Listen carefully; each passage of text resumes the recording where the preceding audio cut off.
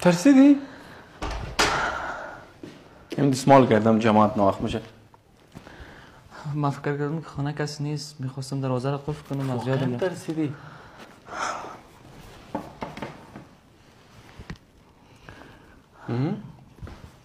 فکر کنم ترساندم. من متوجه نبودم جماعت ناخ شد، به خاطر بدون تک تک داخل شدم.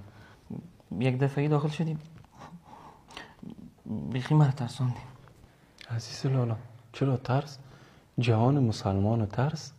مگر نشنیدی که الله متعال بارها گفته ما از بندگان که به اون نزدیکتر هستیم و نحن اقرب الیه من حبل الورید.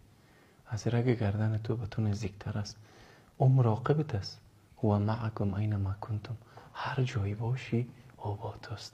فراموش نکن. تو را میبینه، اسمع و ارا، میبینه و میشنوه. هر کاری که میکنم میبینه در تمام لحظاتت.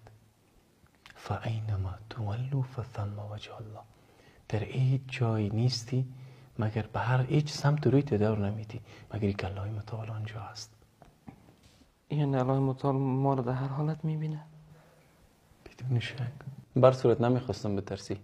ما میریم که وقت نماز است. تو رو هر روز 100 دفعه میگم بیا جماعت.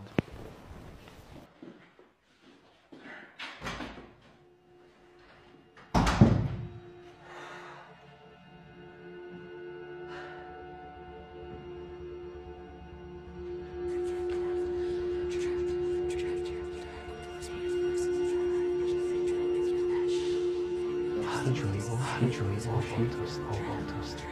اسمع و ارا، میبینه و میشنوه. هر جایی باشی آبا توست.